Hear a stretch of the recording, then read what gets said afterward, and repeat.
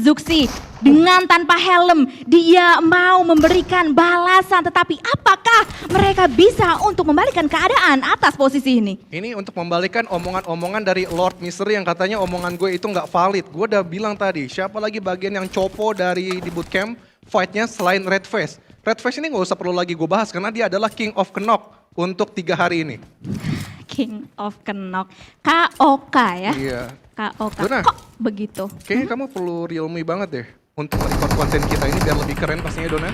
Betul sekali. Karena memang fight yang dilakukan oleh Zuxi pun ingin menutup angle-angle dari pemain-pemain Pikmi dan mereka berputar untuk mengarungi sisi dari atas bootcamp. Tapi ada Billbot nampaknya bakal menjadi palang pintu untuk mendapatkan informasi ataupun backstabber. Dan iya, harus cukup berhati-hati Bigetron Yuhai sedikit mendekat ke arah bootcamp untuk memantau fight dari kedua tim ini. Wah, ini gue seneng banget sih positioning dari Billbot sendiri di sini. Sementara rekan-rekan yang lainnya berjaga, tiga-tiganya di ujung sana.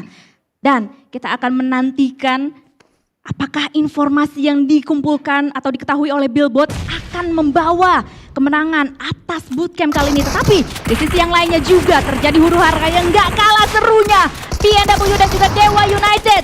Terjadi threat talk antara mereka berdua. Fly Kido tumbang, Nox tumbang, Keno tumbang. Tetapi Freeze akan membalaskan menuju ke arah lantai 2. Tetapi apakah bisa BNW bertahan hanya dengan Apin sebagai the last man standing mereka? Yes, 1 versus 2. Freeze pun juga masih menunggu Tuyul untuk mencoba mendobrakkan sisi atas. Tapi Apin cabut. Dia nggak ingin terlena dengan 2 player yang masuk langsung ke arah sisi atas. Freeze dan Tuyul pun ingin mengejar terus-menerus. Dan yes, BNW menjadi tim yang pertama dan tebakan kita salah. Ternyata early fight dimenangkan oleh Dewa terlebih dahulu dibandingkan dari tim Pikmi. Tetapi Pikmi mereka nampaknya akan komit karena mereka sudah mengetahui posisi atau informasi atas pemain-pemain dari Persija EVOS kali ini. Apalagi Joe Brengki sudah mulai memasak granatnya, dilontarkan menuju ke depan sana, tetapi nampaknya masih belum mengenai siapa-siapa. Ini cukup panas nampaknya Pikmi, langsung aja mereka maju berempat sekaligus untuk memberikan dobrakan yang cukup pedih tadi Billbot. Sedikit diberikan tembakan dari area sisi atas Zuxi.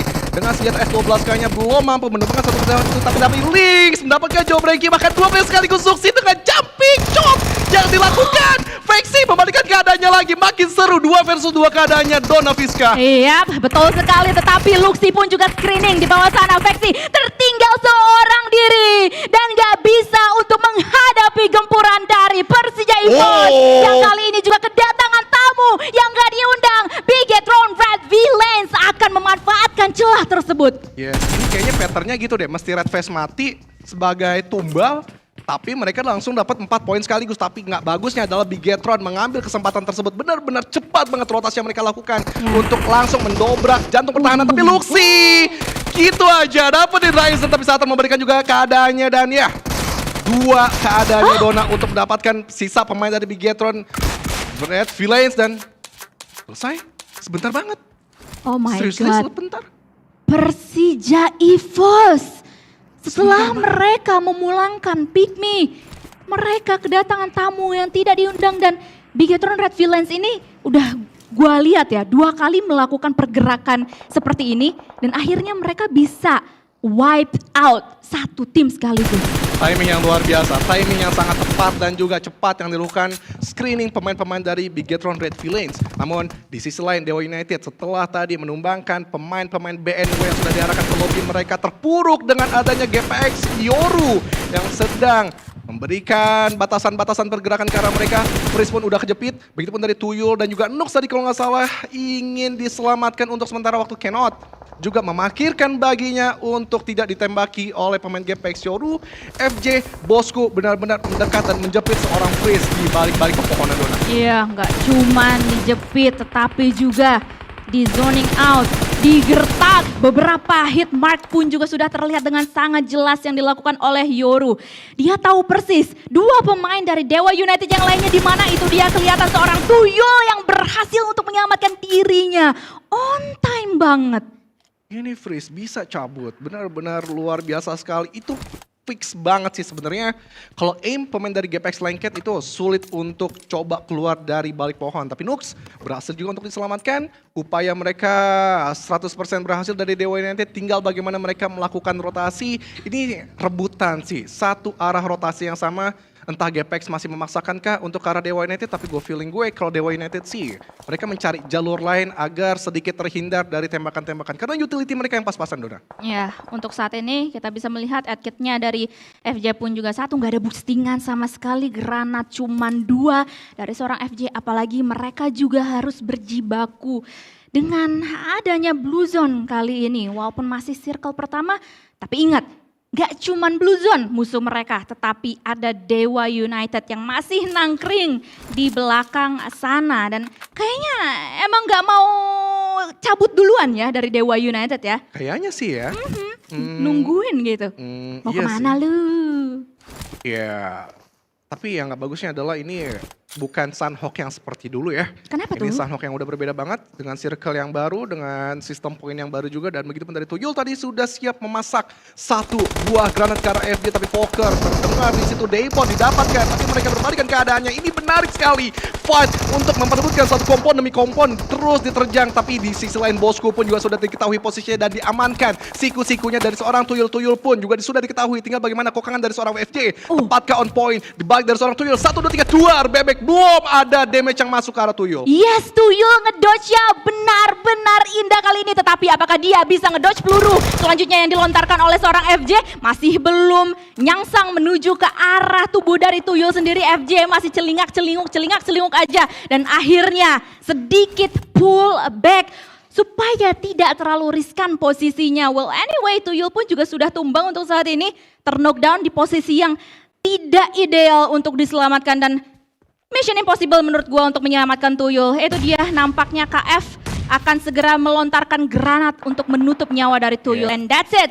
1 eliminasi poin tambahan untuk GPX. Ya, seperti prediksi gue kalau memang ini udah umum sih, juga bukan gue doang yang bisa prediksi, tapi flight pad yang memang ke atas itu udah umum banget. Circle pasti ngebanting ke bawah dan bener aja ke arah Camp Charlie ataupun Ruins di situ. Dan ya, Dewa United dan juga GPX mereka nggak bisa lama-lama untuk melanjutkan perjalanan ini kalau ingin mendapatkan poin lebih. Karena Tatmo kepainan aja itu memakan waktu dan juga memakan utility yang mereka punya ini pas-pasan. Dan sekarang Bigetron Red Villains, mereka menemukan lawan baru, point, namun harus mencari tempat yang aman karena GPPR dari sisi atas pun juga ingin mencari celah ke arah mereka. Yap, kita akan melihat kalau misalnya terjadi engagement perang atau sebuah pergesekan antara tim BTR dan juga Voin, ini akan menjadi sesuatu yang menarik banget untuk kita lihat. Karena balik lagi, Voin dari awal udah gacor banget. BTR kemarin udah naik banget performance dari mereka. Jadi kalau misalnya kita ngomongin antara kedua tim ini, BTR dan juga Voin, dua-duanya sama-sama kuat untuk bisa engage perang, apalagi perangnya 4v4 or 4v3 untuk BTR. Apa sih artinya itu? 4 versus 3. Oh, 4 versus 3. Ya, nggak bisa bahasa Inggris, Dona. Minta maaf ya, kali ini gue dapet les gratis. Amin. Dan juga les tersebut ngesponsorin PMPL. Wih, amin. Ya karena sekarang international event lagi banyak banget dan mudah-mudahan Ya. nanti player-player yang anak bangsa kita nanti ke international, mereka dapat panduan-panduan belajar bahasa Inggris dikit gitu, biar nggak kaku-kaku banget kayak gue gitu. Biar Kenot di sini masih terus mengupayakan untuk bermain berdua bersama Vriz dan ya ini smoke terakhir untuk menutup angle dan terus spray dilakukan dan ya Yoru mendapatkan 2 pemain dari Dewa United sekaligus. oh my god, itu dia. Disudahi ekspektasi untuk bisa mendapatkan winner chicken dinner dari Dewa United. Dan emang dari tadi kita lihat ya, posisi mereka, keadaan mereka, situasi dan juga kondisi mereka itu sangat-sangat tidak ideal. Tetapi yang ideal adalah dari aura sih, dari circle kita kali ini ya. Yang sendirian di bagian-bagian tambang, Iya. nungguin lawan-lawannya yang lainnya aja nanti untuk bisa masuk satu persatu. Dan selanjutnya pun juga dari bagian-bagian selatan ada AE, BTR juga yang mungkin akan bersinggungan dalam perjalanan mereka atau Iya. rotasi mereka selanjutnya. Itu Void kayaknya agak sulit, walaupun mereka emang dapetin beberapa kompon yang cukup bisa di defense, tapi arah jepitan mereka datang dan juga langsung dijemput dengan cukup apik dan ciamik dari GPPR Gremory. Jrai harus ada upaya penyelamatan dan ya 2 poin langsung diamankan begitu saja dari seorang Jrai. Ya, X menuju lawannya tim RRQ yang dimana Nerpeko pun juga sudah siap sedia dengan M4-nya dan langsung aja membukakan tembakannya yang sangat-sangat on point, tetapi ada trade knock terjadi antara HFX dan juga tim RRQ. Sementara di sisi yang lainnya Genesis of Baget harus pulang. RRQ yang kali ini posisinya menyebar, mereka masih bisa melihat lawannya yaitu HFX dari arah jembatan sana. Oke. RRQ masih belum bergerak mereka dari arah jembatan. Mereka nampaknya ingin mencari celah lain juga untuk ke arah angle HFX. Tapi BSG di situ untuk mencoba menarik ke arah sisi atas dan mencari informasi juga untuk letak-letak kekosongan HFX untuk pemain RRQ jadi entry-nya di situ. Dan ya bener aja yang gue bilang tadi. Mereka nggak ingin memaksakan dari area jembatan karena udah full lock banget dan mereka bermanuver ke arah bawah. Disiplinnya menurut lu bakalan worth it atau enggak? Yes, worth sih menurut gue karena ada pemain-pemain dari RRQ di belakangnya yang masih belum touchdown ke arah dari sisi depan. Tapi HFX di situ terkejut, terheran-heran, si borong-borong dari seorang Yoru yang dari Bandung tapi dia menjadi warga Medan. Dan yes, dari Yoru terus ingin mencari poin-poin lebih karena GPX memang dari kemarin culun abis 3 hari pertama dan sekarang pembuktiannya dia berduet di situ bersama satu rekannya lagi, siapa itu ya? HF kali ya, gue lupa ingat tadi. Tapi yang pasti ini dimanfaatkan dengan baik untuk RRQ mereka menyeberangkah karena di sini fokusnya HFX benar-benar apa sih namanya? Terpecahkan, yes. Iya. Oleh pemain dari GPX. GPX, tetapi HFX pun juga yang sudah dimention oleh seorang junior JR Lord yang sosmednya hilang terus itu. Mereka pun juga capek. Mereka pun juga harus waspada banget. Mineral sudah dimakanin, digrogotin oleh Bluezone dan bahkan digrogotin oleh peluru dari Asa yang memutus asa dari pemain-pemain HFX. Wah, ini begitu lirih kondisi dari HFX sendiri, apalagi Mort pun juga follow up dengan granat 1, 2, bahkan Mort dia pun juga ini udah do or die situation, gak ada edge kit, dia pun juga sudah mulai sekarat banget. Ini adalah bukaan terakhir untuk Mort dan apa daya karena Bluezone sudah menyakiti tubuhnya, dia pun harus tereliminasi di tangan HFX. Yes. Ini emang mantap sih apa yang dilakukan oleh tim dari Tencent untuk memfix lagi Sunhawk ini ya lebih rumit lagi dengan 8 kit yang cukup pas-pasan dan itu harus dimanfaatkan dan bijak dipakainya, bukan di healing dari awal. Dan dari circle keempat pun ataupun zone keempat pun benar-benar menyerap darah dan mereka dipaksa untuk terus masuk dan juga dipaksa untuk berperang. Tapi Glue Leon trigger disiplin lagi yang diperlihatkan Dona ini cukup apik dan juga Chiami karena benar-benar dia menunggu informasi yang lainnya, nggak hanya cuma ingin memakan Macau tapi Macau ada yang menembaki tim dari GPBR entah itu dari mana. Dan yes, Glue ketahuan posisinya Bigetron nampaknya meluaskan vision mereka ke area banyak tim. Wah, gokil sih. Pagi-pagi nama eliminasi poin, tapi di sisi yang lainnya juga nggak kalah menarik. Nampaknya 2-1 NFT bertemu dengan tim Voin. Apakah akan gacor lagi Voin kali ini? Karena nampaknya ada beberapa nama yang sudah mulai bertumbangan. Di sisi dari BTR pun juga mereka menambahkan pundi-pundi eliminasi poin. Granat dari 2-1 NFT pun juga menyudahi langkah dari beberapa pemain Voin yang bisa kita lihat sekarang. Yes, ini tadi yang gue bilang, Voin walaupun mereka dapat tengah, nggak enak banget posisi yang mereka dapetin beberapa komponnya. Yes, mungkin bisa di defense, tapi jepitan yang datang dari Paina, jepitan yang datang dari Aura di sebelah kiri, ini akan menyulitkan mereka untuk defense prime spot yang ingin mereka tempati. Tapi push yang dilakukan oleh 21 NFT benar-benar terobos banget Dona tanpa ada ampun. Dan Aura gue juga yakin mereka sudah menyadari bahwa ada tembakan-tembakan di sebelah mereka dan harus menjadi awareness mereka di move selanjutnya. Maxius sudah memberikan batasan pergerakan untuk area Ramones, tapi di sebelah kiri bakalan dijaga juga Alpha dan juga Maxius masih berdua di situ. Tapi Ramones dengan 1, 2, 3 granat duar bebek hanya memberikan 3/4 dan juga bom. Sambutan lainnya dari Flippy untuk menyisakan Alpha yang cabut dan Voin pun nggak ingin memberi celah ke NFT untuk positioning mereka. Ya Alpha, it's time to ngacir Alpha, ngacir dan bahaya banget karena di depan udah ada Aura, di belakang juga dihimpit oleh 21 NFT. Dan itulah akhir dari tim Voin yang harus tereliminasi. Tapi di sisi yang lainnya nampaknya dari tim Alter Ego pun juga sudah menyambut granat yang begitu on point dari seorang Gremory. Dan nampaknya akan ada granat susulan yang dilontarkan menuju ke dalam sana. Tetapi so far untuk Alter Ego masih bisa untuk menyeimbangkan posisi mereka. Jago banget bom-bom yang dilakukan. kemudian juga nggak ada movement yang cukup nge-flank maksud gue dari pemain-pemain Alter Ego untuk setidaknya pemain GPBR itu bisa dikagetkan, dikejutkan dengan serangan-serangan yang tidak terbaca. Tapi pemanfaatan utility benar-benar terus dilakukan, balasan bom juga dilakukan oleh Potato ke arah Gremory, dan yes, Fnatic ternyata yang bergerak ke sebelah kanan, dan itu sudah disadari oleh Piki dengan jelas. Tinggal bagaimana timing dari mereka berdua harus benar-benar ngepas, nggak boleh ada kesalahan sedikit pun. Ada Satar juga bro di belakang sana gangguin fight antara GPBR dan juga Alter Ego, tetapi Potato pun juga langsung saja mendapatkan satu knockdown yang sungguh berarti untuk tim Alter Ego, dan dengan begitu mereka bisa banget untuk mendobrak the last man standing dari GPBR, J-Ray. Apakah dia bisa membalikan keadaan karena udah kelihatan banget dilentarkan granat terakhir dari seorang Fnatic yang menyudahi langkah dari GPBR.